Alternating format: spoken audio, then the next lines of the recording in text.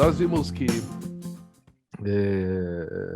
Jó, então, é a primeira pessoa que se oferece em sacrifício pela espécie humana, pelo menos nos registros, e entende que Deus tem duas faces, né? Uma bondosa e uma punitiva. Nós também já discutimos que esse aspecto nos envolve até hoje. E o que é que nos pune? Nos pune, em tese, o pecado. O pecado seria o quê? O pecado seria uma ação que desenvolvemos e que gera em nós uma culpa, como muitos conhecem, né? Culpa e pecado estão interrelacionados. Essa culpa também tem um paralelo na construção ético-moral, na medida em que, se eu cometo um crime, sou condenado pelo crime que cometi. Mas que crimes cometemos? E o que é que nos dá a redenção? O que é que o Pai Nosso quer dizer, né? Livrai-nos do mal. Qual é o mal que nós temos que nos livrar? E que tipo de mal qualquer ser humano aplica sobre outro ser humano, enfim? O quê?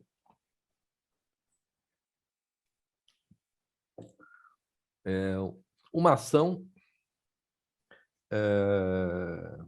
que envolve quanto a gente se dispõe a viver uma experiência de vida, e com vida vou usar aí a questão respirar, viver, e quanto essa condição de vida se atrela a uma rota seguida pela natureza até agora. Nós também temos ódio das pessoas à nossa volta, seja política, seja religiosa.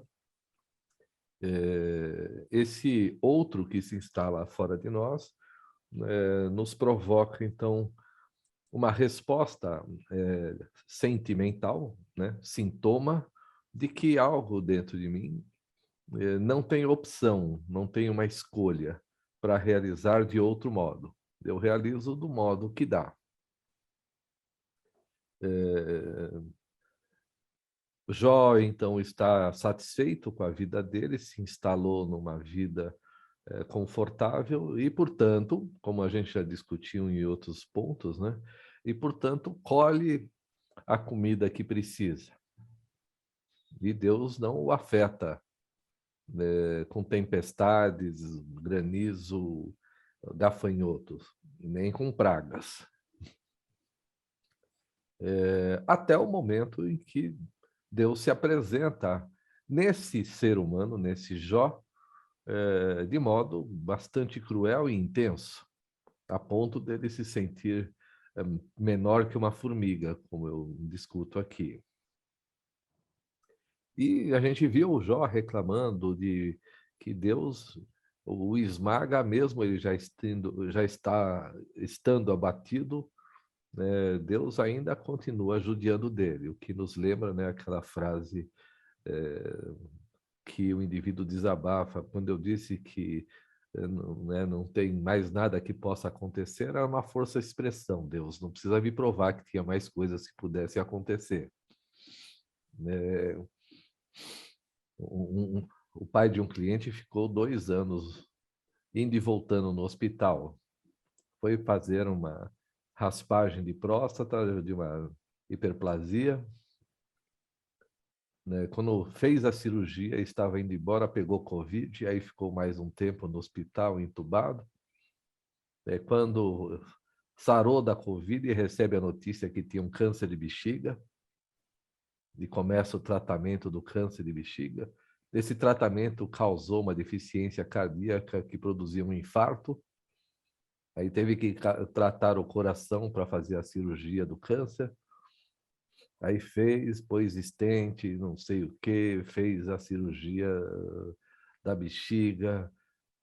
Quando ia sair, teve um descompasso fisiológico, o pulmão encheu de água, quase morreu asfixiado, afogado, então fica mais um tempo. Eu falei, caramba, né? Esse é o faraó recebendo, né, todas as pragas do Egito na cabeça. Eu nunca vi uma pessoa sofrer de todas as mortes possíveis num curto espaço de tempo. Não, já vi um outro, sim, uma moça. Mas veja, esse homem deve pensar, né? O que eu fiz? Esse é um verdadeiro Jó. O que eu fiz para ter um destino em 2 anos tão intensamente cruel, né? Não sobrou pedra sobre pedra. Perdeu 12 quilos. É, e eu tenho discutido isso, né, nessa questão psicossomática com algumas pessoas, né, que essa questão envolve o indivíduo esse é um dos pontos do nosso encontro hoje, numa necessidade de perceber que ele está vivo. Não que ele está vivo respirando, mas que ele tem uma carne, que ele tem um invólucro, que ele se identifica como um eu, mesmo que ele seja o desejo do outro, então ele ainda é um eu. E sendo esse eu, né, não pode faltar, não pode cabular nas exigências da divindade.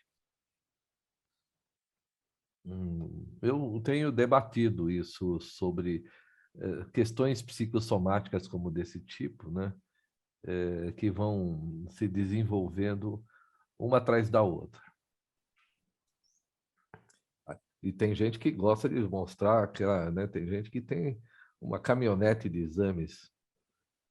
Tem que ter até uma secretária para levar junto, para levar para o médico, né, e que tem as pastas, né? Coração, né? Pulmão, não, pulmão, né? Deixa eu ver. Ah, aqui está. Tiroide. Aí tira aquela pasta, né?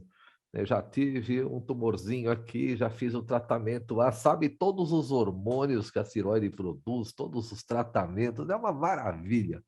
Nem a Isabel estudou tanto quanto esses hipocondríacos. Eu tenho clientes assim, que têm pastas com todos os exames dos últimos 20 anos. Vai gostar de conversar com o corpo em outro lugar. Mas veja, de qualquer maneira. Camilinha, boa tarde. Estava no seu aguardo.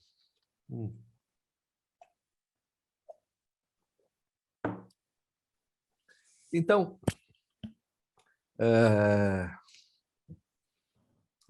falta o casal Pietro Carol também.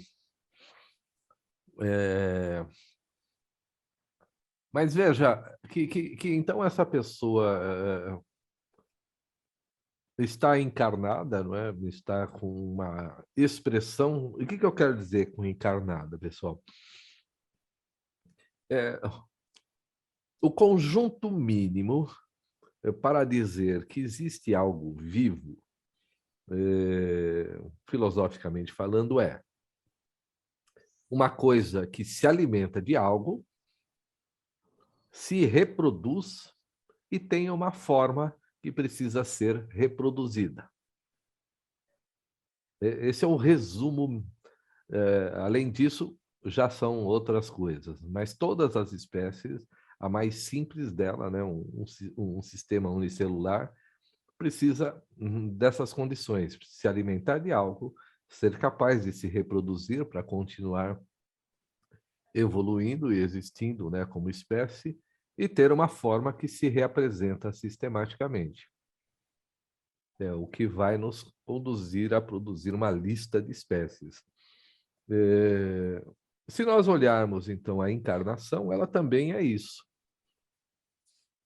Eu preciso me alimentar de algo, caracterizado, né, pela fase oral do indivíduo. Eu preciso ter uma forma caracterizada também como um objeto do desejo do outro. Minha mãe quer que eu seja alguma coisa quando me vê, ou ao contrário, não quer que eu seja porra nenhuma.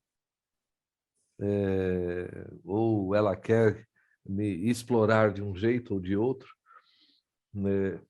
E eu preciso reproduzir, né? Não exatamente, não simplesmente na parte fisiológica, né, do aparelho reprodutor, mas eu preciso reproduzir a mim mesmo. É tudo para caracterizar essas tensões que envolvem o ser humano entre o bem e o mal, entre a ira de Deus, não é?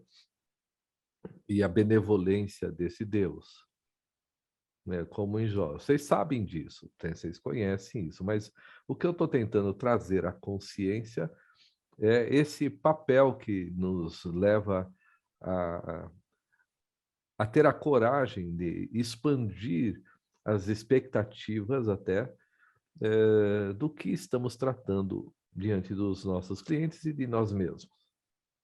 Bom, se então eu tenho que produzir todo esse evento,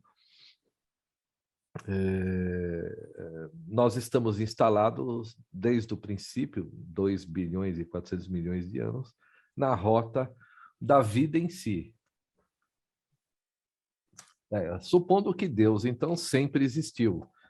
Ele existiu até para os seres unicelulares, deve ter sido um Deus, uma célula bem grande, para caber todas as pequenas células unicelulares como fiéis depositários. Grande Deus das células. E esse Deus, né, na instância devida, tinha as mesmas regras. A extinção ou não de um ser envolvia quanto ele era capaz de ser útil para decifrar o ambiente, né, que o envolvia. Vocês olham, por exemplo, a capacidade motora dessas células unicelulares desenvolveu várias formas para fazer isso, né? Movimentos de impulsão, cílios que empurravam o indivíduo, nadadeiras, coisas que produziam, então, uma facilidade para investigar o ambiente à sua volta. Bom, aí a gente começa a ter umas pistas, né, do que nós estamos falando aqui sobre esse Deus. Eu preciso conduzir a minha ideia numa investigação do mundo à minha volta, né, exatamente como uma célulazinha unicelular fez, como a mosca faz, como o vírus do Covid faz. Eu tenho que investigar a minha sobrevivência, investigar. Entender como eu me relaciono com o outro e de que maneira esta relação produz em mim um efeito transformador, né, que transmito também, por minha vez, adiante. Percebem? Eu me alimento, então, das informações fornecidas, né, e transmito a sutileza, se dá para dizer isso, mas eu acho que dá, da minha subjetividade, né, por dentro da sutileza da minha subjetividade. Eu penso assim. Cada um de vocês podem pensar do jeito que quiser, e ver o mundo do jeito que quiser. Claro, né? E colher as consequências disso. Veja, quando eu falo, então, colher as consequências disso, eu não estou dizendo que é uma ameaça, mas um fato objetivo. Eu tenho dito para os meus clientes, faz o que te dá vontade de fazer, ué. E alguns me dizem, se eu tiver vontade, se eu atender minha vontade, eu vou preso. Ou a minha mulher me dá conta, tá? Ainda assim, faz o que te dá vontade de fazer. Porque não tem outra coisa que nós façamos, nós fazemos o que nos dá vontade. A vontade, a libido só pode correr dentro de um trilho que lhe foi apresentado. E é claro que ela pode encontrar nesse trilho uma série de obstáculos, né? Uma série de intercorrências, de modo em que ela precisa de uma solução para continuar correndo. Se nós analisarmos isso como a gente faz nas terapias, pessoal, de olharmos aquilo que o indivíduo entende que é um castigo divino, qualquer que seja a coisa que ele entenda nesse pé,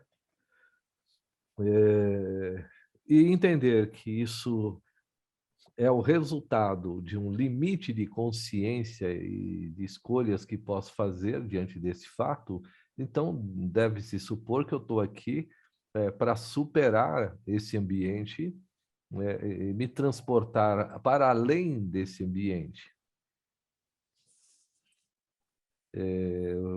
Vocês viram nos processos alquímicos que o ser humano em geral, ou totalmente, melhor dizendo, tem um ouro dentro dele, um tesouro, né? E esse ouro interior, ele é, no seu encontro, claro, o resultado de processos que vão lapidando a pedra que o indivíduo é, até chegarmos a um centro vigoroso.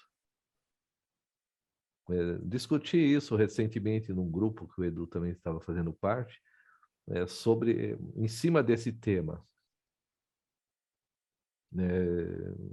O que é esse encontro? Como nós vamos buscar esse valor interior que todos têm?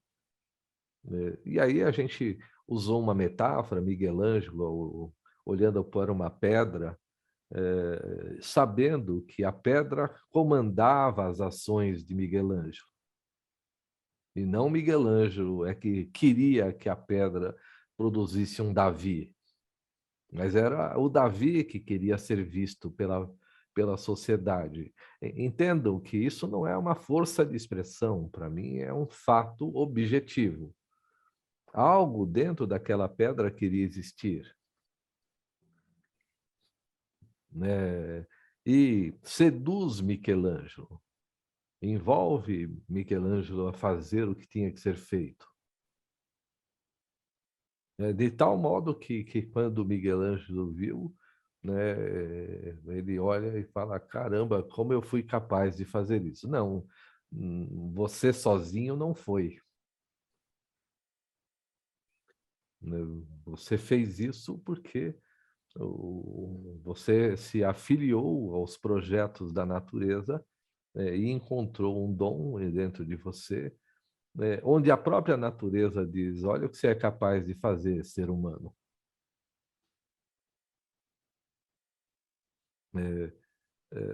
Veja, e a própria natureza, né, descobre que o ser humano é capaz de fazer, junto à própria natureza, com que ela se veja muito além do, né, da assimetria da sua realidade anterior. Então, o tema era esse, né, do grupo, o tema que envolvia quanto eu lamento uma vida que poderia ser melhor, e só não é melhor porque eu desconheço conscientemente a capacidade do ser humano de achar um caminho para esse centro curativo, como a gente vem discutindo nesse módulo. Centro curativo que é Deus também, né? Que é a parte milagrosa de Deus, aquela parte que faz com que, contra todas as considerações, against the odds, como diz a música do Phil Collins, dá certo.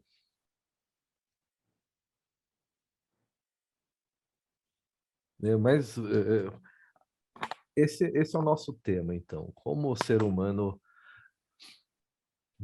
E para que serve o ser humano se conscientizar que esse caminho, né, proposto pelo sacrifício do Cristo é possível? Então, é isso que o Jung defende, que a construção do Cristo, através da história de Yahvé, era prevista desde os primeiros movimentos. E que o ser humano tinha que se dar conta de que se eu plantasse mandioca e chovesse, ou por que que a minha mandioca um dia é esbelta e outro dia é fraquinha, né? E o ser humano pensava que os deuses estavam castigando. Uma hora ele me dava comida, outra hora ele me tirava a comida. Mas não era isso. O que a natureza queria é que o ser humano, na relação com a sua plantação, visse o tesouro em si, de perceber sempre além do que estava havendo.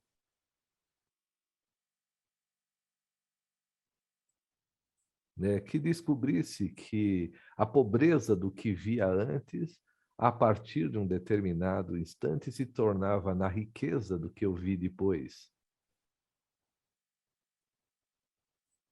E o que eu defendo é que o analista junguiano, ciente disso, perceba que os nossos clientes são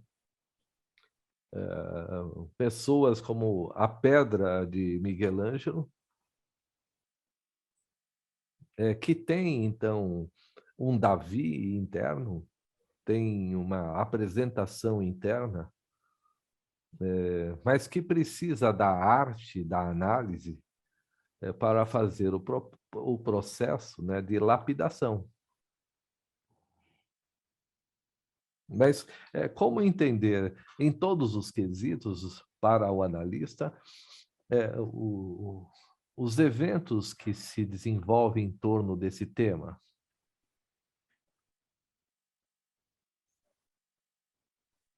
Que tipo de considerações podemos fazer?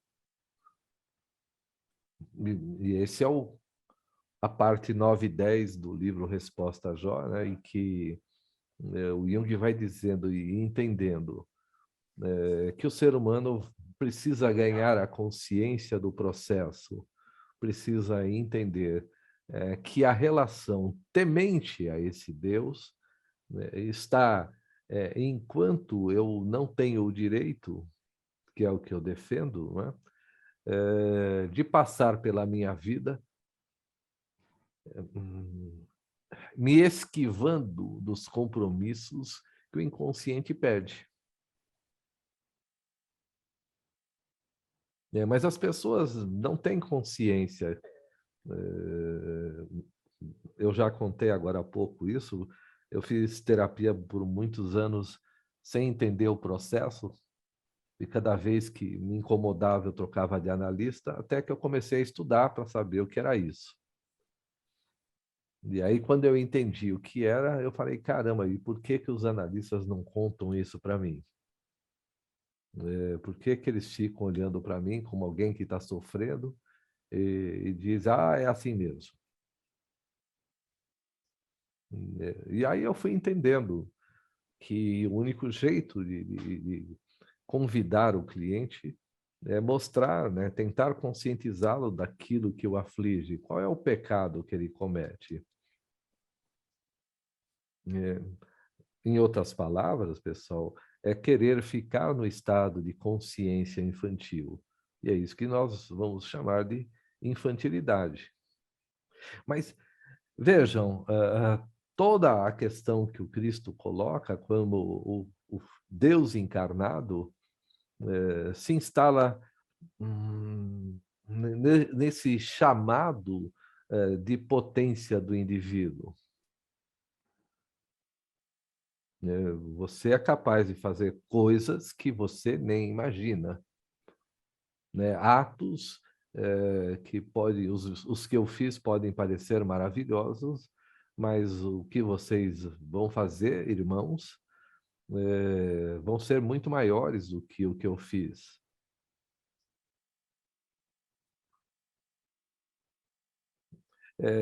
Entendam que o que seriam esses atos, como a gente viu, né? Esses atos seriam a capacidade de ver o impossível se tornar possível num ambiente em que há uma espécie de características para isso acontecer.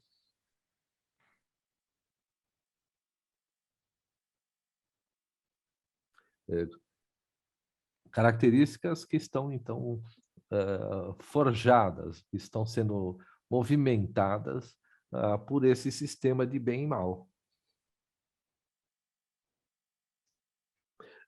Então, o que quer dizer? Se o homem, então, perceber, não é? Veja, quando eu penso em morrer, eu penso por quê? O que aconteceria se eu não morresse? A gente já discutiu isso aqui também, mas eu trago de volta para esse momento. Se eu não morresse, eu viveria para sempre? Né? Tá bom. Então, o que significa viver para sempre? É uma pergunta difícil, não é, pessoal? O que seria isso? Isabel seria médica para sempre? O Edu seria advogado para sempre? Né? O que vocês seriam para sempre? É gozado isso, porque se é para sempre, não é? Então, se é para sempre, eu nunca vou ser pai e nenhuma das meninas vai ser mãe, porque é para sempre. Como é que vocês podem dar a luz para alguém que vai nascer se ninguém morre?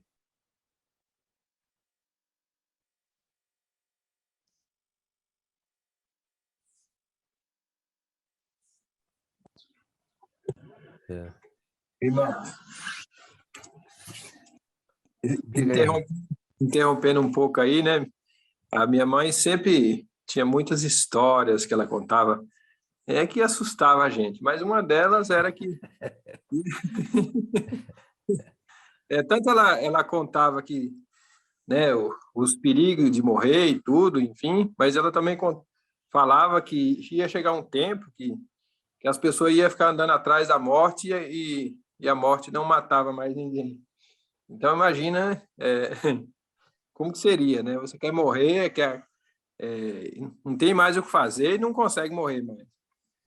Você falando, eu lembrei não sei de onde minha mãe tirava essas histórias, essa é só uma delas, né? Deve ser horrível essa, né? Né? Mas tem filmes que retratam esse drama, né? Da imortalidade, né? Da Só eternidade.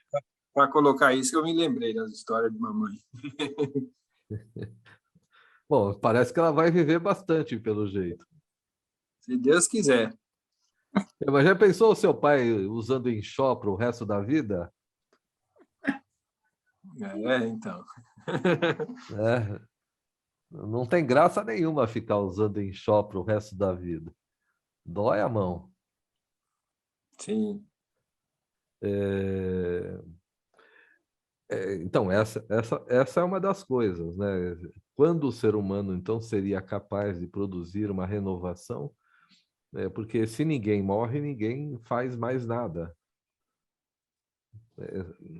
Porque, veja, pessoal, qual é o momento em que ninguém mais morre? No século XX, no século XII? O que pressionaria o ser humano ao compromisso na literalidade? Mas veja também na questão da metáfora.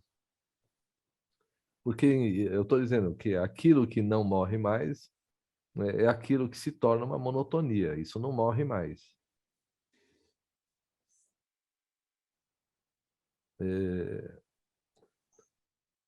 E para não ser uma monotonia, eu quero que essa coisa morra.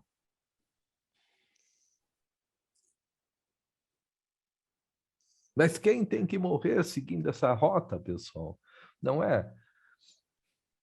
Quem tem que morrer é aquele que não encontra um valor dourado dentro de si, porque esse valor dourado ele se instala além da vida e da morte, além do bem e do mal.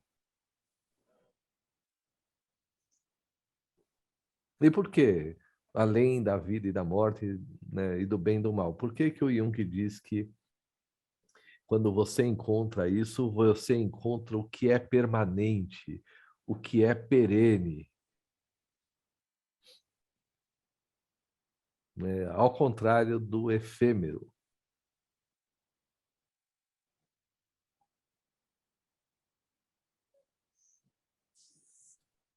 Né? O que é que se torna permanente? Fora o cabelo de mulheres dos anos 80.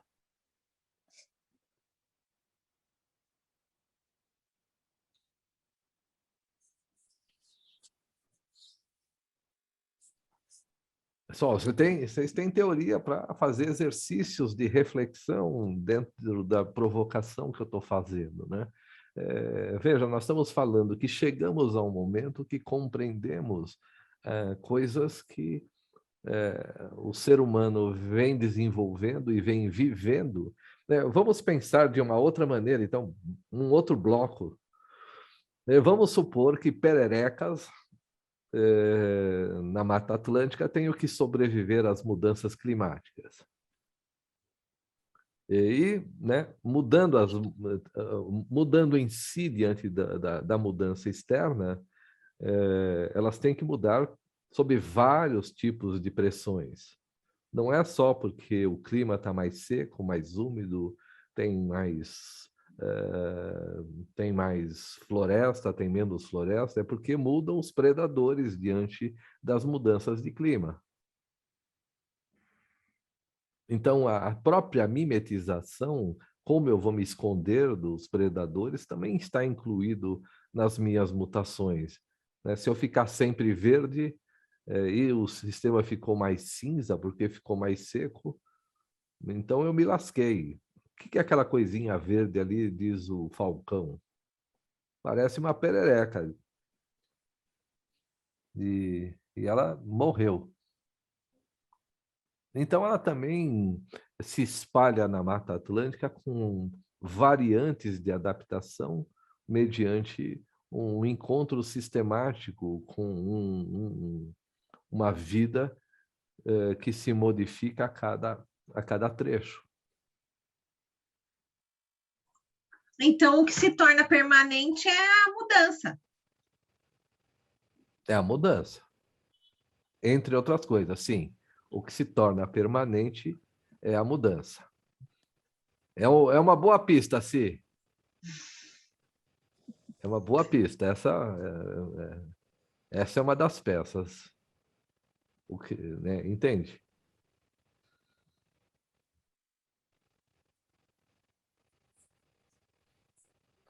A mudança, sim, a mudança não para nunca.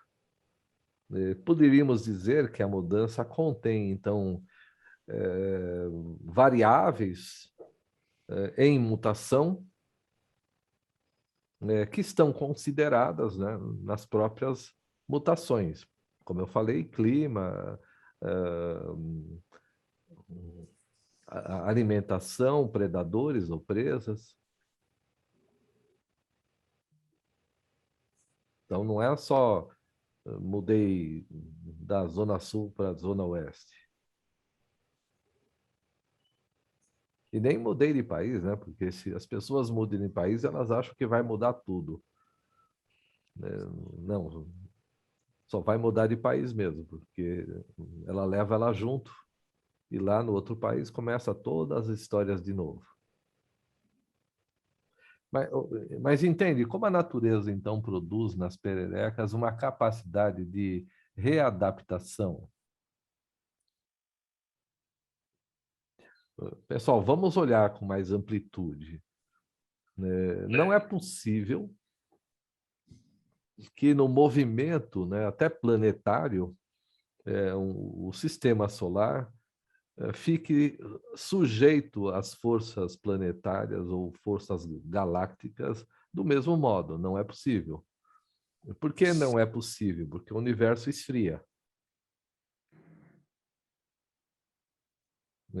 Esfriando, ele produz tensões próprias diante disso. Ao esfriar, ele vai se espalhando e o escuro vai aumentando. E para isso, né, os efeitos sobre isso, gravitacionais em todo o sistema, os sistemas solares, em todo o planeta do universo, é um fato, não tem como. Por um acaso, nós estamos em novembro, o novembro mais frio da história. Parece que o inverno, Game of Thrones, parece que estava certo, né? O inverno está chegando. Né? O friozinho, estou de blusa em pleno final, né? Meio de novembro, quase chegando no final da primavera. Então, é uma transformação. Então, o permanente não é nada. Quando se fala permanente, se imagina em algo estático. Mas o Está. permanente, na verdade, ele é esse movimento da constante transformação, que não para nunca. Pelo menos desde sei lá, do Big Bang até que esse momento não parou. E isso é permanente. Isso é permanente. Mas eu falo do perene, né? Eu falo de como a gente entende o que é eterno. Sim, a mutação, como a Simone diz, e você também, as mudanças são permanentes. Eu sempre vejo um mundo mais complexo que o anterior. O Campbell fala alguma coisa do eterno, de que o eterno é o agora. Se eu pensar no tempo, o eterno para de existir. Sim. Aí melhorou, Dudu. Aí uma pedra a mais no nosso quebra-cabeça. Se pensarmos no tempo, o eterno deixa de existir.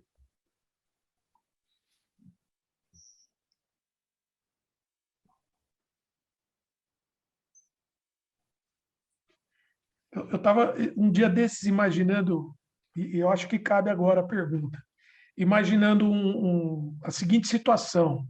Se eu estivesse no espaço profundo, onde eu não tivesse uma referência de luz, mesmo que eu tivesse em velocidade, na velocidade da luz, eu estaria parado e não existiria o tempo, se eu não conseguisse me referenciar. Uhum. Então, pessoal, o fornecedor do cara é bom, hein? Fornecedor do cara. Essa maconha dá boa. Mas aí você ia ter outra referência, né? Mas qual? Não, ela ia mudar, mas você não ia deixar de ter referência. Se você não tem luz, um dia eu discuti isso com o Marcos faz tempo, isso aí, que eu entendo que o movimento da psique, ele está ligado diretamente com a luz, porque sem luz eu não vejo, e se eu não vejo, muda tudo. Então, se eu estou num espaço onde não há luz e eu sequer me vejo, eu também posso nem existir. Edu, E aí existe só uma consciência. mas você se sente o tempo todo.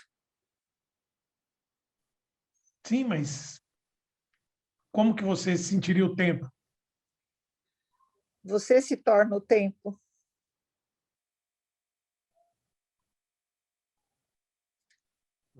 Eu penso que as nossas mudanças, a eterna busca, é justamente porque a gente sabe que vai ter uma finitude.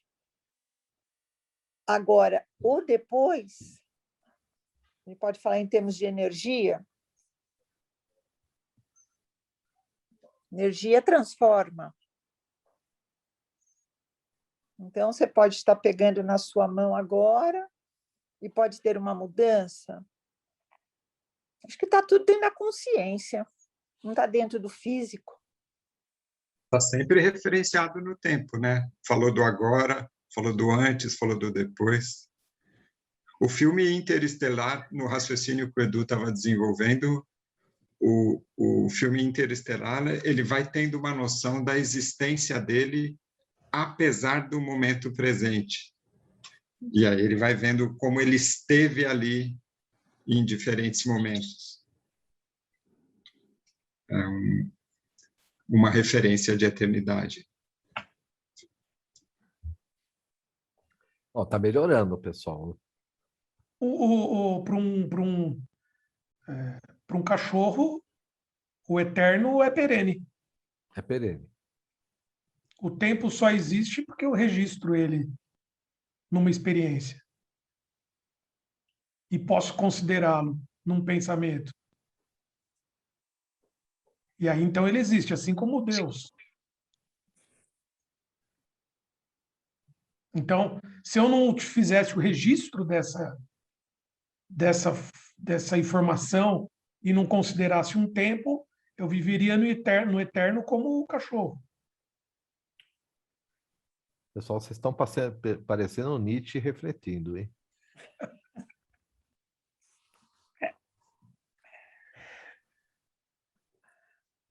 Mas o Nietzsche tem um problema, né?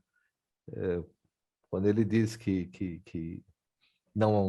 tudo é feito ao acaso, é simplesmente assim, então ele perde isso que nós estamos discutindo.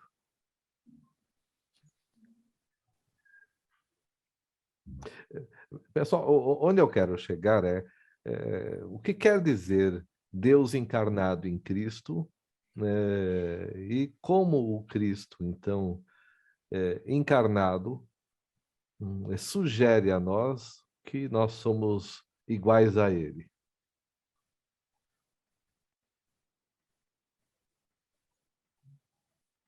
Porque nós temos a potência de Deus em nós? Absolutamente, sim.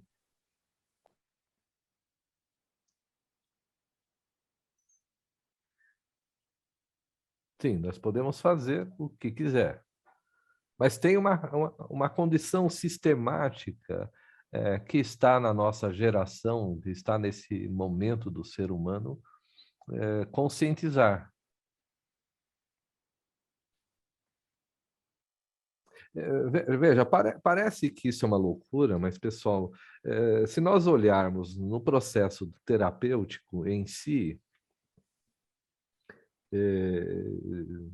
a gente vê algumas coisas estranhas do ponto de vista, né, de olhar as teorias como a gente olha, principalmente na psicoanálise. O que dizer, por exemplo, de pessoas que aos 40 anos começam a pensar quanto dinheiro precisa para aposentadoria? Eu tenho alguns clientes que com 40 anos ficam pensando, né, em fazer seguro, em pensar em aposentadoria. Veja, esse é um fenômeno psíquico. É um outro fenômeno psíquico, ao contrário desse. E aqueles que já têm mais dinheiro do que precisariam para 20 vidas? Então, por que eles juntam mais dinheiro ainda?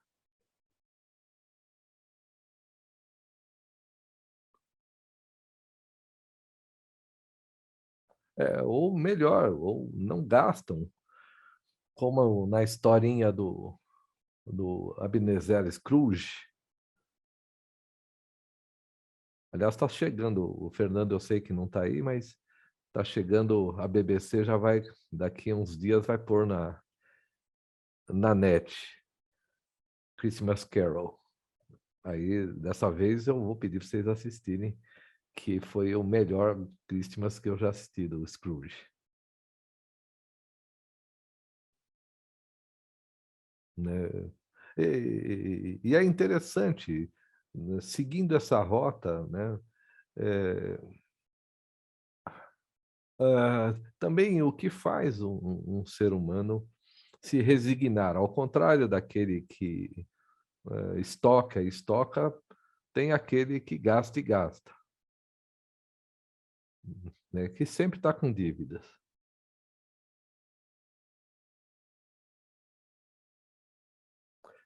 Pessoal, essas cenas são cenas do nosso cotidiano, são cenas que envolvem os nossos clientes, por isso que eu entendo que é um debate teórico, né, e finalmente científico. O que o Jung está querendo amarrar é a consciência disso e os efeitos dessa consciência num processo de relação com a vida, ressignificando o que é mais valioso para a vida. Né? Porque, pessoal, se a gente pensar bem, né, se a humanidade se desenvolveu até agora pelas mesmas regras que os animais se desenvolveram, eu preciso sobreviver. E para eu sobreviver, eu preciso de comida. Como eu falei, eu preciso de me reproduzir, comer alguma coisa e ter uma forma para que o outro seja de uma forma diferente da minha.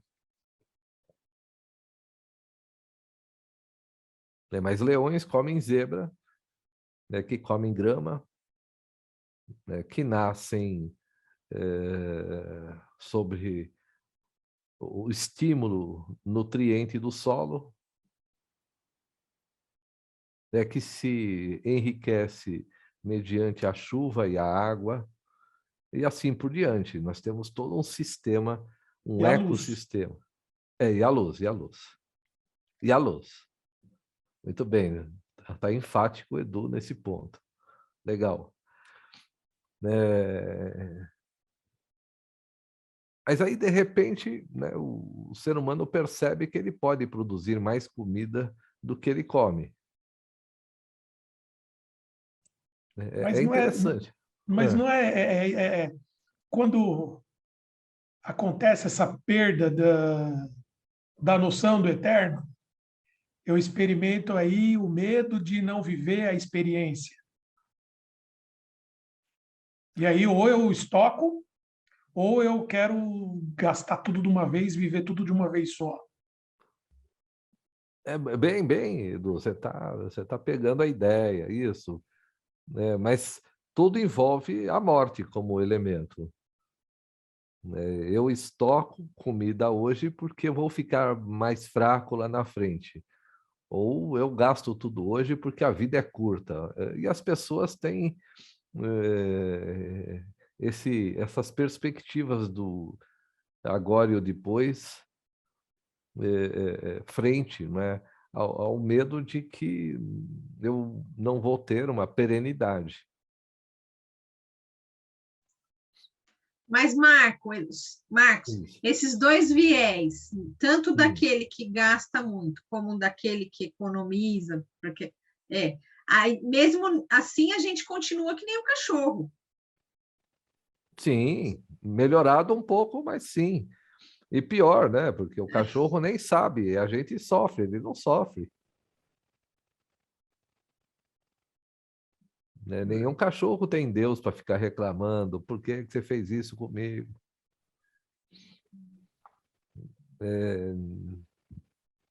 Não tem.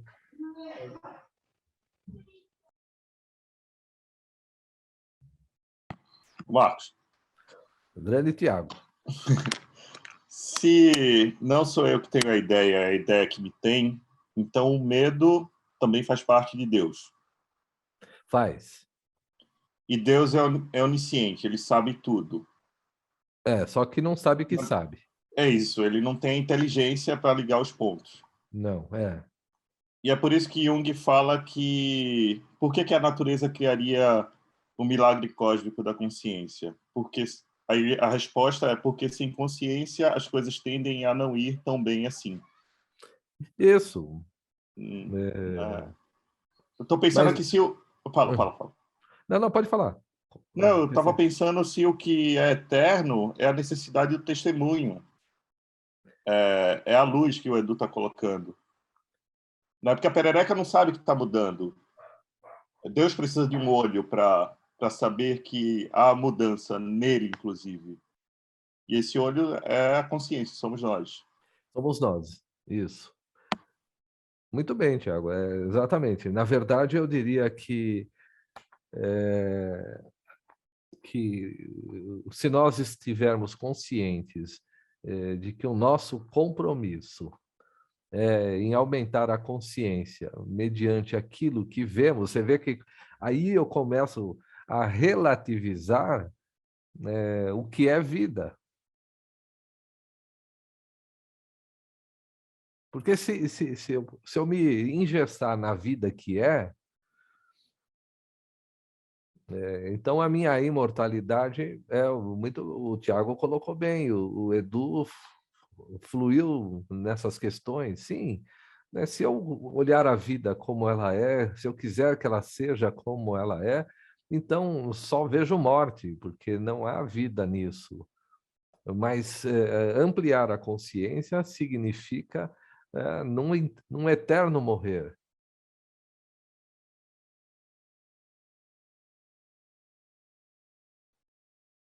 Então, imagine então que se eu tiver uma consciência, olha, que o Jung vai dar um salto muito interessante aí, seguindo essa rota. Sim, então chegamos a uma reflexão na aula assim. Então, aceitar o compromisso de superar a vida que eu recebo é vida.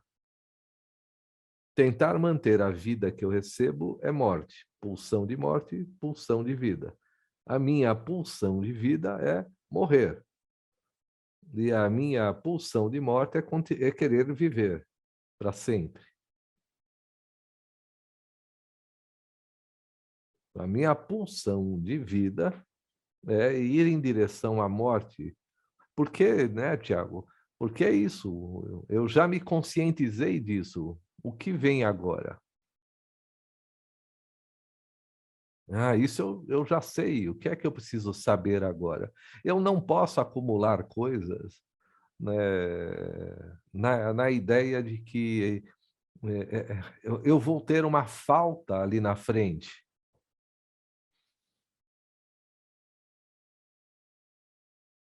Porque se eu acumular coisas pensando no que vai me faltar lá na frente, então eu já não tenho mais o recurso que me adaptaria em termos de valor para o próximo evento, pessoal.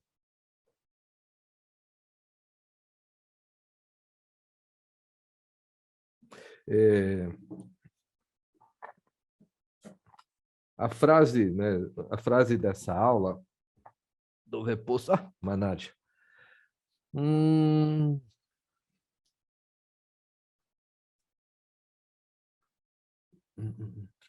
Aqui. Cadê a frase que eu... aqui.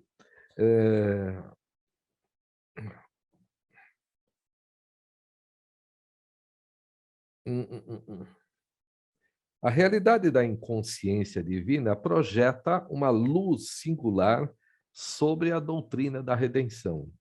Nessa frase que eu montei a aula hoje, né? Os homens não são libertados de seus pecados ao serem devidamente batizados e, consequentemente, purificados. Veja, os homens não são libertados dos seus pecados por isso, mas eles são libertados de seus pecados do temor das consequências do pecado. O que a obra da redenção pretende, portanto, é libertar o homem do temor de Deus.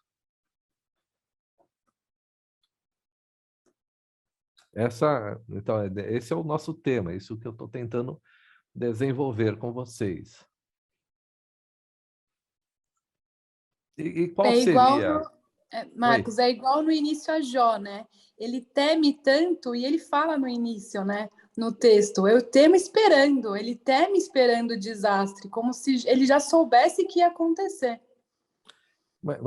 Mas entende, todos os nossos clientes, no momento de transição, encontram esse temor. Ô, Marcos, nessa mesma linha de pensamento, se eu pensar nas discussões das mudanças climáticas, enquanto uma uma busca de nova conscientização, tá legal. Mas enquanto eu pensar que eu tenho que fazer alguma coisa, porque senão tudo vai acabar, é porque já acabou mesmo, né? É isso.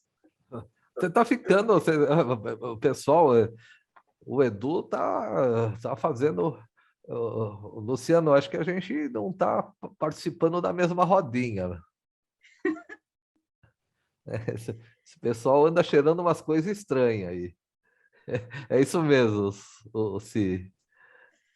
É uma boa configuração. Sim, sim. Bem legal isso, porque, veja, no macroscópico, a gente pode dizer que uma briga política como essa que se instala, ou como o Covid, podem. Edu, você é o famoso dealer aí da casa. Pelo menos foi você que começou falando desse tema desse jeito. Mas se nós pensarmos, né, no Covid, as pessoas têm medo da morte. Não, elas têm medo da vida. Tanto faz se eu sou pró-Lula ou pró-Bolsonaro, tanto faz. Seguindo a rota da Simone, não é? Muito bem. Então, é isso que eu digo. Racionalmente, eu votaria na pessoa X, mas psicologicamente eu aceitaria qualquer um. Por quê? Porque se a vida quer que eu me depare com esse evento, né, então é com ele que eu tenho que lidar. Não é com o outro. O outro é uma fantasia da minha cabeça. E mais do que isso, pessoal, se o meu real interesse em descobrir a natureza dos meus temores envereda por eu enfrentá-los. Então, aquilo que é pior é o melhor. É por isso que eu digo que, para o bem dos bolsonaristas, é melhor que o Lula ganhe, e vice-versa. Para o bem dos lulistas, é melhor, né, que o Bolsonaro ganhe, porque para eles é o pior. Eu fiz essa brincadeira num sábado de manhã, o Edu também estava lá presente, que eu falei para uma moça, vamos fazer o seguinte, você vota em quem eu voto e eu voto em quem você vota, mas não pode mentir. Ela nunca mais veio. Ela é minha cliente ainda, ela me indica, mas nunca mais veio no grupo. Né? Que eu falei para ele, eu voto em quem você vota, mas você vota em quem eu voto? Ainda disse para ela, não vai ser fácil, mas eu voto, tranquilamente. Agora, você consegue olhar para a cédula e colocar aquele número maldito, né, e dizer, eu votei nesse cara, né?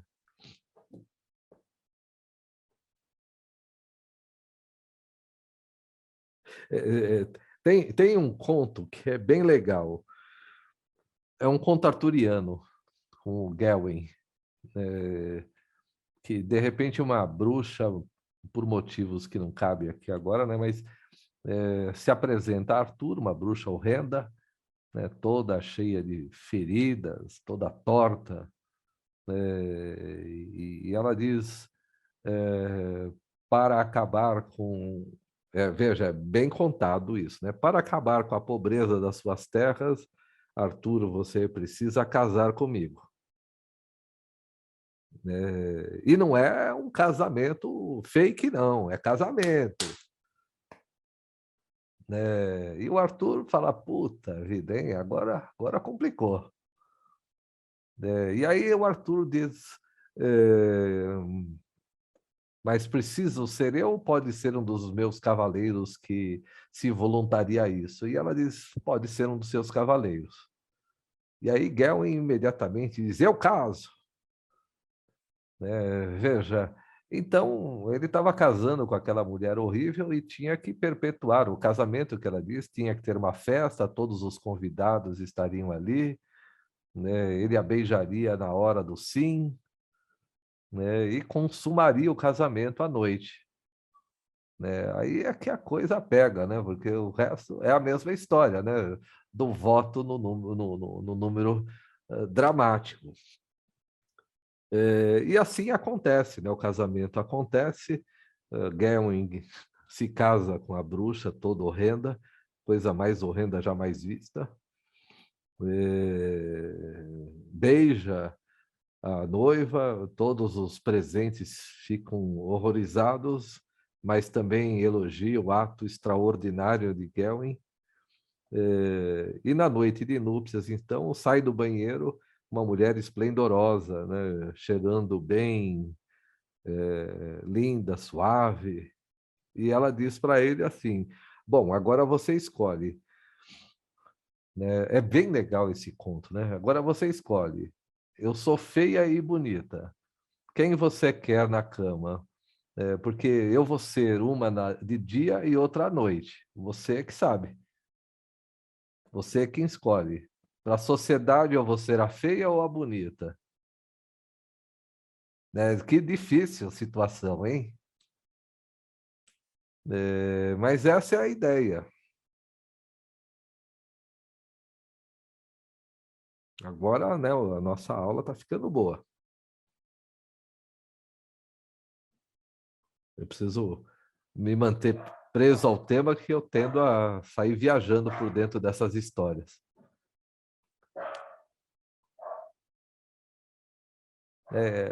Então, é difícil. Como manter o nosso cliente nessa história da bruxa, né? Falar para ele: você vai ter que casar com o capeta, meu.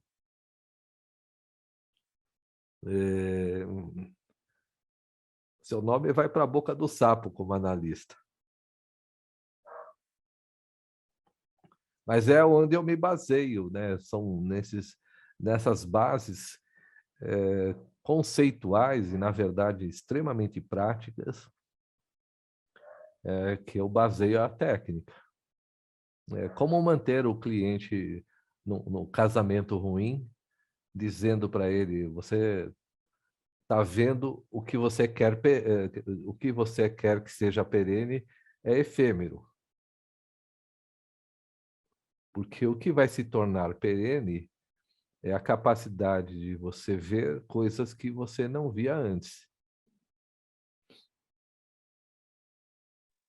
Ô, Marcos. Oi, Gil. Oi. Falando em conceito, então, enquanto você fala, né, a gente filosofava aqui bastante, eu pensei muito em umas coisas que eu tenho lido essa semana sobre a função transcendente, né? Tem uma relação aí com... Absoluto. Porque agora que você... Né, assim, seria esse perene que, em sua essência, ele estaria nesse momento em que o cliente não só ganha consciência, mas ele, de fato, transcende e diz: eu consegui não só entender, mas eu consegui mudar. Não sei, me caiu aqui, eu não sei se tem algum link com esse conceito também, já que você traz a questão conceitual e como isso é visto na prática, não sei, para mim fez algum link, mas até aqui eu vou. Não, mas é legal, porque esse debate só dá para colocar, percebem que só dá para colocar em religião isso quando a gente tem toda uma bagagem anterior de entender a dinâmica psíquica, né? E quando o Jung coloca que existe um centro de cura, e ele não diz que esse centro de cura é místico, apesar das pessoas dizerem que, ele é místico, 2, ele inventou um reino dos céus, e se de repente não é um reino dos céus? E se de repente o reino dos céus é uma experiência concreta e transcendente? Que implica enquanto você sofre para deixar de ver o mundo que você quer continuar vendo.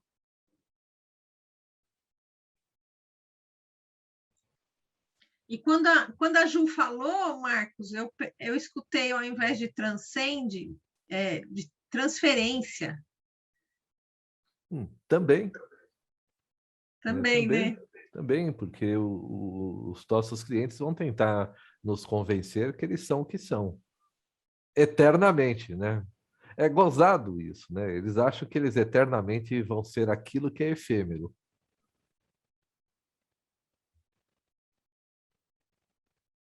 Mas eles não entendem que eles são perenes naquilo que não é efêmero, naquilo que eles não são. Aquilo que eles são vai morrer, mas aquilo que eles não são vai viver para sempre.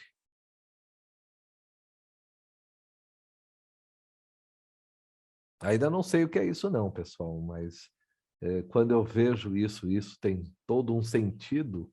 Eu falo, às vezes, eu falo, nossa, eu quero saber então quem eu sou não sendo.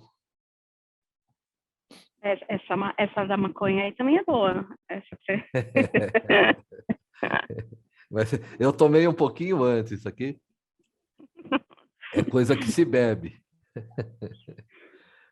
Então, tá em discutir com o cliente o que ele não é, assim, para construir, acho que, não sei se passa por isso também, né, o que ele não é, se desprover primeiro, talvez, do que ele não é e... Não, claro, todas as linhas sabem disso, Gil. Todas as linhas sabem que o ser humano acha que é um objeto de desejo do outro e, portanto, que ele existe sendo esse objeto do desejo. Eu sou o alcoólatra, sou o inteligente, eu sou o atrapalhado, eu sou a gostosa, eu sou o fortão. Isso é o desejo do outro. Quanto mais eu querer ser o desejo do outro, mais efêmero eu fico.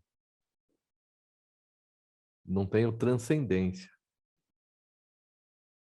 Qualquer que seja esse outro, porque, veja, eu me instalo no desejo do outro logo enquanto objeto do desejo dos meus pais.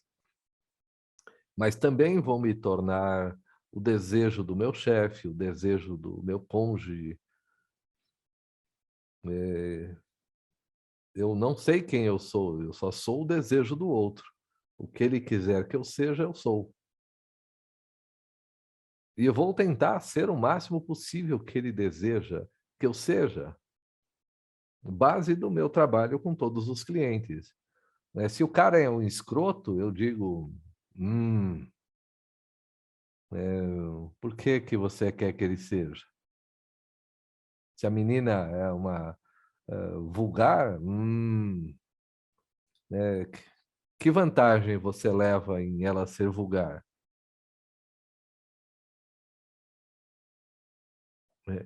Entende que esses rótulos,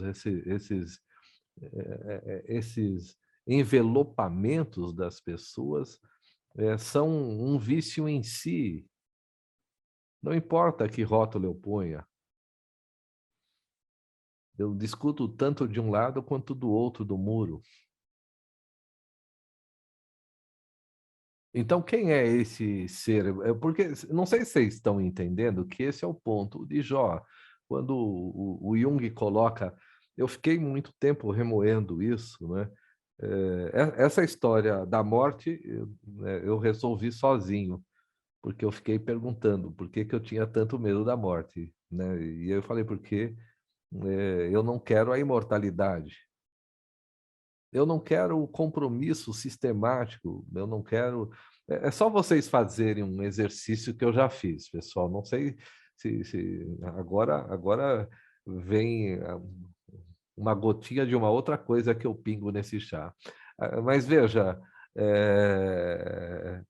aí vocês ficam imaginando assim, quando eu pensei, então eu nasço muitas vezes, aí eu penso, puta, mas eu não quero mais ter aqueles amigos chatos na infância. Veja que aí eu acabei de voltar. Entende? Então, quando eu fico numa angústia de que eu não gostaria de passar pelo primeiro desenlace, né, dolorido, afetivo, pelo primeiro bullying, seja eu aplicando, seja eu recebendo, hoje eu sei, né, que isso é tudo muito ruim. Mas, por outro lado, eu penso, tá bom, entendi. Se para ter a consciência que eu ganhei eu tiver que passar por tudo isso, ok, então vamos lá, vai. Vamos passar por isso de novo.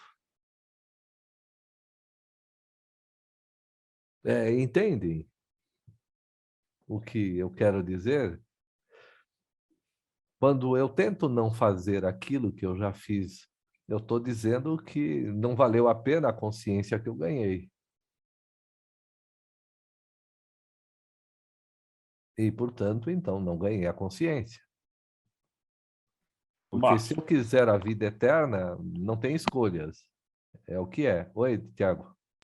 Mas tem um paradoxo aí que se cria, né? Quanto mais consciência eu tenho, mais subjetividade também eu tenho. Será? Quanto mais eu contemplo os cenários e sou consequente, porque a consciência é foco, capacidade de foco, seleção e exclusão.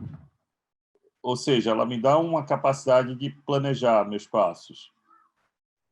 Ou mesmo que seja um planejamento imediato. Né? Enfim, eu ativo o meu aparato ali subjetivo. Mais subjetividade ou objetividade? Estou pensando agora. Tudo se torna objetivo para o Neil. Até a bala do revólver. Mas, e até o tempo, né, Edu? É que você não deixa de visitar a sua biografia também, né? Porque ela é a base da... Ela também faz parte da tua base de aprendizados, né? Mas você transcende, Tiago, é isso que nós estamos falando. Quanto menos você quiser ser você, quanto menos você quiser ser você, mais você é objetivo.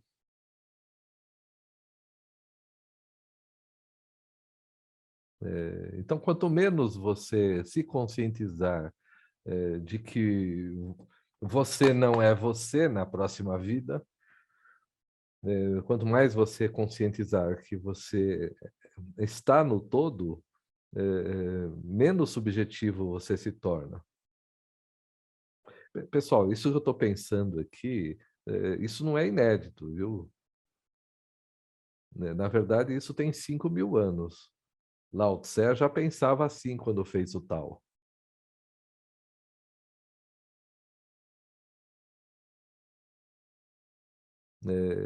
Quando nós falarmos no próximo módulo sobre religião oriental, Tiago, você vai ver que o Oriente já pensa como coletivo desde o princípio. Onde não existe um eu, existe um todo. O que o Jung... só aí acontece a individuação. Só aí acontece a individuação, sem dúvida. Quando não tem um individualismo do eu me individuo e aí eu integro o todo. É nesse sentido. Então, quanto menos eu for eu, mais eu sou você. Descoberta final do Neo no Matrix.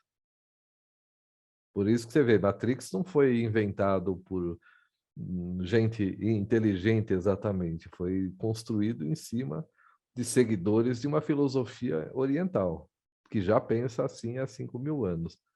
O que nós estamos fazendo é transformando, então, esse pensamento numa ciência. Porque para o Oriente pensar desse jeito, sem entrar no mérito, discutir o Oriente ainda, mas para o Oriente pensar desse jeito, ele sacrificou o indivíduo nos últimos 6.000 anos. E o Ocidente potencializou o indivíduo. Então, por isso que no Ocidente o subjetivismo é muito forte, porque um eu acredita que é ele mesmo, que sou eu. O outro é só o outro. E dane-se o outro para um eu.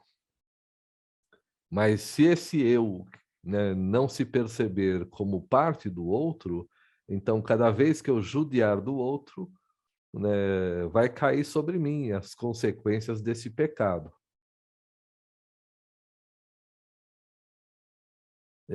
Pessoal, isso não é filosofia. Vejam, isso é uma prática. Eu uso sempre o avarento. O avarento acha que está sendo prejudicado pelo perdulário. Não. Ele está sendo prejudicado por ele mesmo quando ele enxerga que tem um perdulário na frente dele.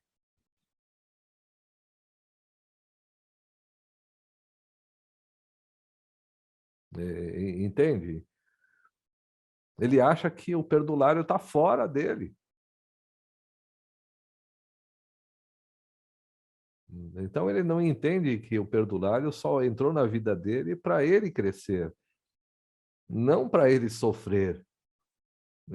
Entende, Tiago? Ele sofre de profunda subjetividade.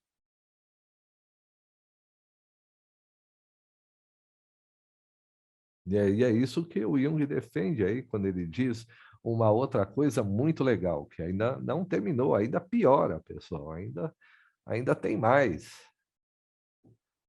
Ainda é mais doido o bagulho.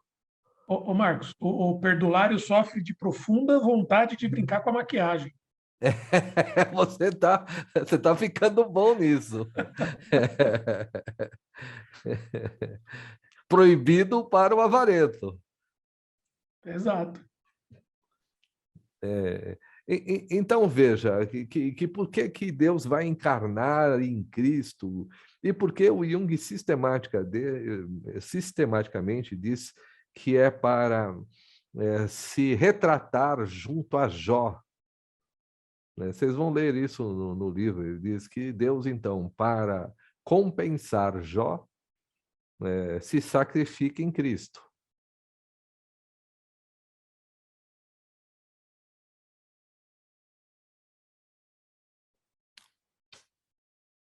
Olha, está tudo dentro do que nós estamos debatendo, pessoal. Porque, veja, se então o mistério do transcendente for uma coisa conscientizável, veja, eu vou colocar uma outra modelagem para vocês. Imagine que de fato eu pudesse ser o Mago Merlin. Ou que uma de vocês pudesse ser, as meninas pudessem ser uma bruxa mesmo, que tivesse uma série de poderes na mão.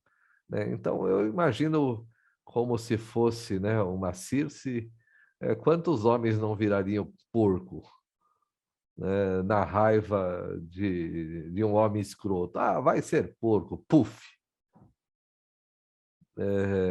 Entende? O que eu quero dizer é que, quanto na mão de um ser humano subjetivo, ele produziria um efeito a partir de uma raiva equivocada. Que tipo de bens ele pode construir? Não precisa ir longe, não. É só ver a medicina moderna. Eu não tenho certezas, eu não li relatórios, mas diz uma cliente que a mãe dela foi cobrada de uma cirurgia que não houve. Ela foi internada, anestesiada, e depois que voltou na anestesia, o médico foi lá, deu os parabéns, que a cirurgia foi tudo bem, ocorreu tudo bem. E ela diz, eu não vi corte nenhum, eu não vi mudança nenhuma, e o cara me cobrou 40 mil reais.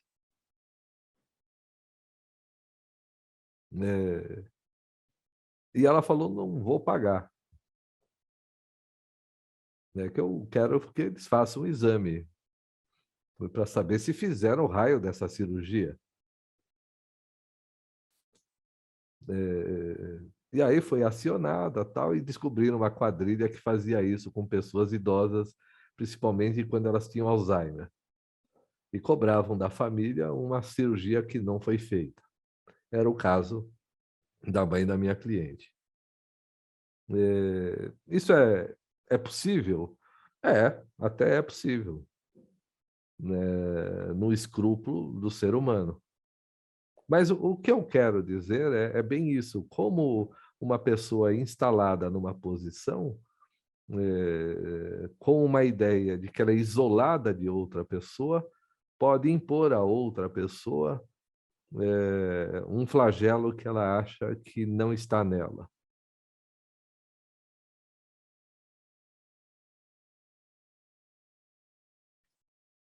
Eu insisto, se essa história é verdadeira ou não, eu não sei. Conta-se, né, diz a lenda que é. Mas eu sei que milhares e milhares de outras histórias são semelhantes. Porque, entende onde eu quero chegar, pessoal? Que a função transcendente só é possível ser acessada por um indivíduo que sacrifica a ilusão de que ele é isolado do outro. Por isso que na terapia eu discuto muito com os meus clientes sobre o que você está vendo aí fora. Pelo amor de Deus, me diga o que você está vendo. Literalmente, pelo amor de Deus, né? Pelo amor. Veja quem você vê fora de você. E que tipo de consequências você acha que você propõe na direção dele, que você acha que não vai chegar em você?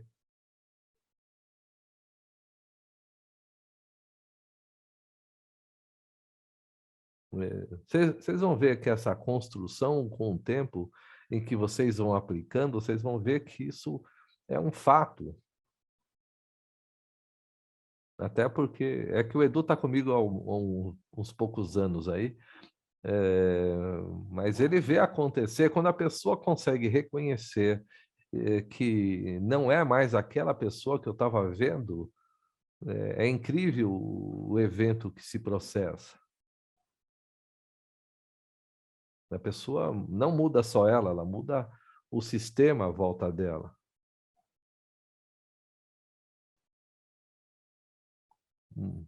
Então, nesse bloco, né, em que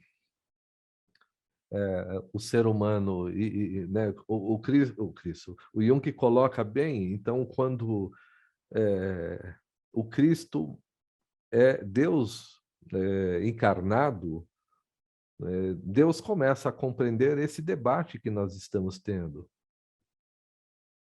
Se, então, a ideia é ser punido, é temer o castigo divino pelo pecado,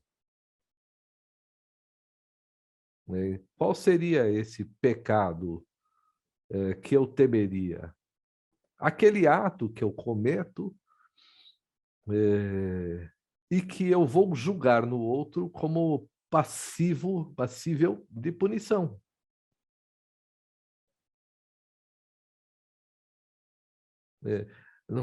Na turma anterior, eu estou usando um exemplo que ficou bem legal. O Edu, que gosta desses exemplos, ficou bem legal. Minha cliente, já contei isso, né? Acho que para vocês também, que eu achei muito legal. Faz umas sessões reclamando da Anitta, que fez a tatuagem em torno do ânus. Né? Também não sei se fez, dizem que fez, mas não sei. E ela estava furiosa, né? Assim como uma coisa, fala, mas peraí, né? Não é teu, que você, né? Por que você está tão brava? Não, porque você vê, se isso é exemplo, essa mulher fazendo essas coisas, que baixaria, que mulher vulgar. Eu falei, olha, não sei, acho que é melhor a gente continuar falando sobre ela. E aí continuamos, ela foi se acalmando, ela quer se expor na mídia como uma pessoa que tem uma contribuição, né, no YouTube. Então, no primeiro instante, eu pensei nisso, eu falei, bom, ela está com inveja que a outra, né, faz uma tatuagem apelativa, mas que produziu o efeito que ela queria. Milhões de pessoas viram. E a minha cliente também quer ser vista por milhões de pessoas, mas não tem coragem de assumir consigo mesma. Mas depois, passado um tempo, ela teve uma inflamação muscular, alguma coisa assim. Eu sei que a sobrancelha dela despencou, assim. E aí ela queria fazer uma cirurgia reparativa, levantando a sobrancelha para não se sentir tão triste, olhar para o espelho. Mas já que estava ali, né? por que que eu não ponho um seio maior? Ué, já estou aqui. Eu falei, entendi, Anitta, entendi.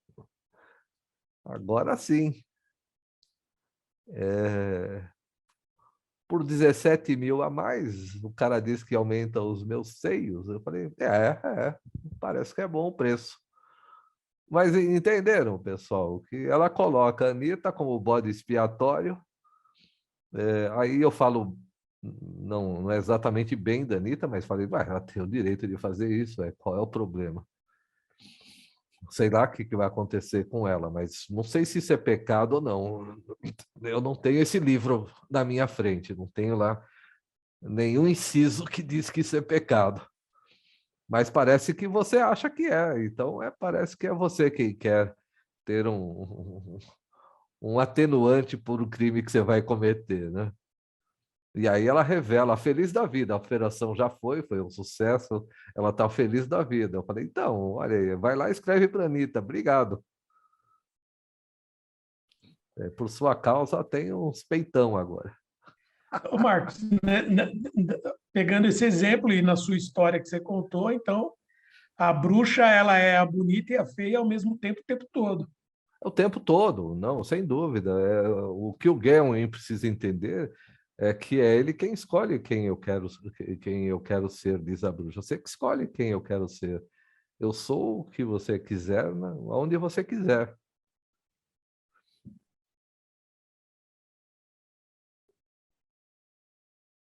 Porque eu não sou nem uma coisa nem a outra. Eu sou o que você acha que eu sou.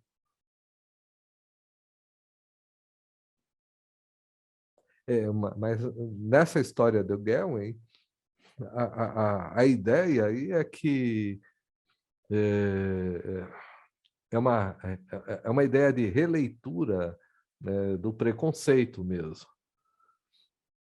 Porque eu posso ser uma mulher bonita e cruel, eu posso ser uma mulher feia e extremamente sedutora. Depende de quem me vê. E isso não é, pessoal, garanto para vocês que isso não é força de expressão, não.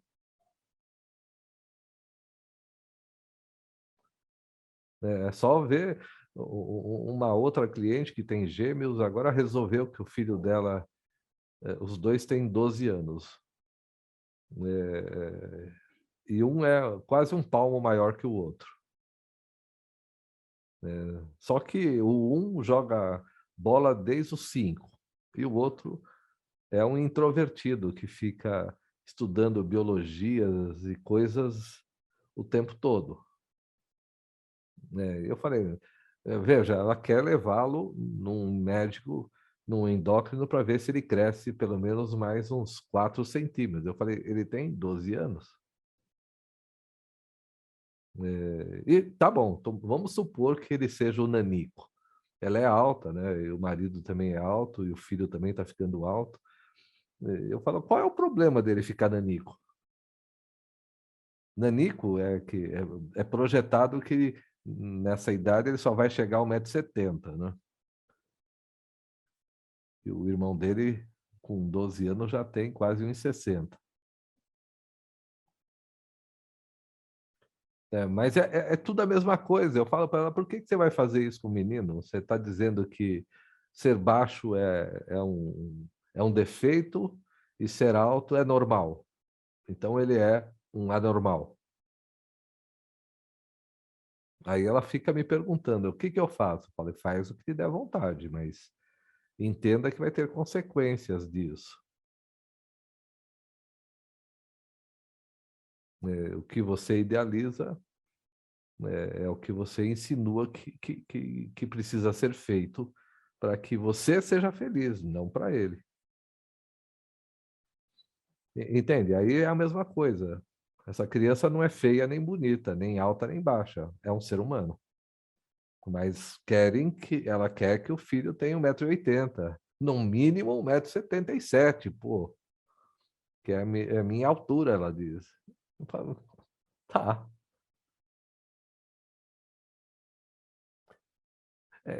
Entenderam? Só para, então, a gente ir para esse ponto final, que eu acho que é bem legal. Se vocês entenderam, eu acho que sim, fico feliz. O grupo mexeu no caldo. Veja que interessante, então, pessoal. Para o inconsciente, o que aconteceu até agora e o que ainda acontece diante do equívoco de eu olhar para o outro sem saber que eu estou projetando uma compensação de mim mesmo. O que acontece para o inconsciente quando isso acontece no exterior? O sacrifício do observador.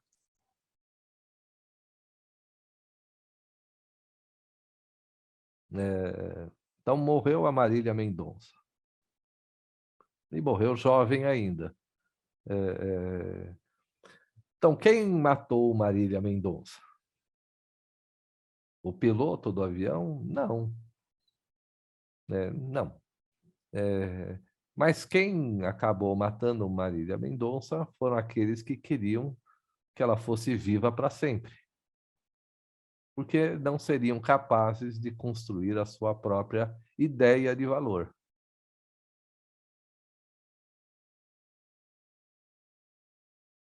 Ou seja, o que o Jung coloca é que em Jó, os filhos morreram, o gado morreu, e ele pensou, né, e Yahvé pensa nisso. A dinâmica propõe, então, um sacrifício do observador enquanto ele não tiver consciência, né, de que ele projeta a si mesmo no outro.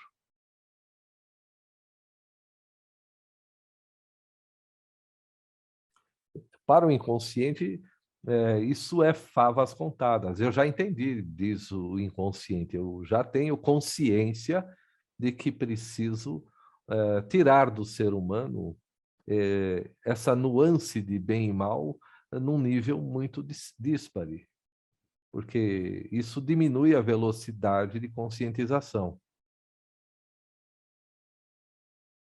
Porque as pessoas morrem precocemente na ambição do outro. Mas o que o Jung entende é que o inconsciente percebeu isso.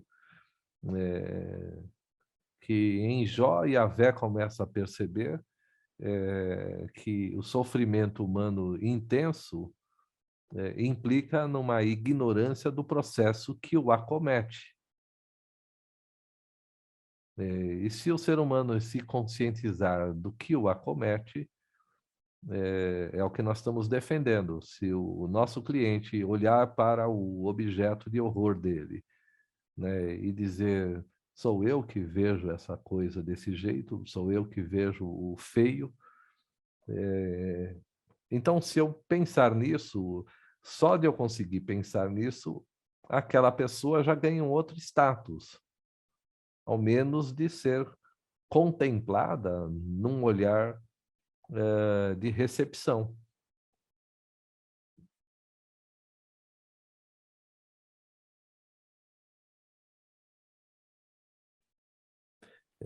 Por isso que nós Marcos, não... Oi, aonde, Gil? Os clientes que ganham consciência ao longo do processo sofrem menos, em geral? Sim. Nas estatísticas? Ou eles sofrem diferente? Estou me usando como instrumento aqui, tipo, puta, estou sofrendo menos, não. Eu fico com essa angústia. Não, mas sofre diferente, porque aí nós voltamos no começo da aula que a gente fala desse perene e desse efêmero. É o que eu falei, né? Aí eu vejo a minha história e falo para Deus assim, tá bom, legal, gostei, eu sou imortal, vou nascer 1000 vezes, mas puta vida, mas tem que passar por aquela juventude do moleque tolo, né? Puxa, aí eu me fixei, eu não sei se isso existe, mas eu sei que se existir, então essa imortalidade, ela só acontece na consciência de uma de um sacrifício de condição. Porque se eu colocar condições, então não quero morrer. E nem sofrer. Porque o que nós ganhamos é a consciência que o sofrimento faz parte do meu olhar para o outro, que conduz o outro a produzir dor em mim. Se eu descobrir que sou eu quem produz e que é o meu olhar que produz, se eu me conscientizar disso, não é racionalizar, se eu me conscientizar, né? Se eu tiver um mecanismo em mim que mesmo que eu xingue alguém, eu falo, caramba, xinguei.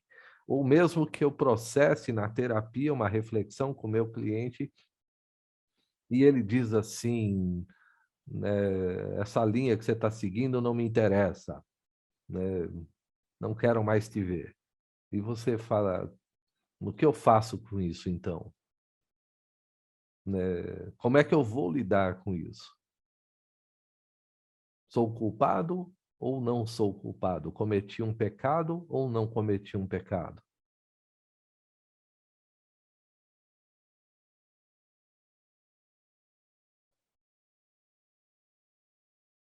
Entende? Qual ato de nós é de fato algo que precisa ser punido e qual ato não precisa? Eu acho que nenhum ato vai ser punido quando eu entender que esse ato não saiu para que eu seja punido, mas saiu para que eu ganhe uma consciência que amplie a escolha das ações que eu tenho. Então, se eu entender isso, me entrego a qualquer evento que me transforme.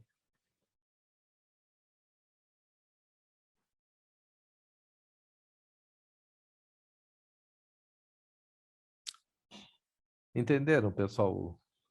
Gostei da aula hoje. Foi um pouco. Pensei que ela ia ficar um pouco mais enroscada, mas vocês ajudaram bastante.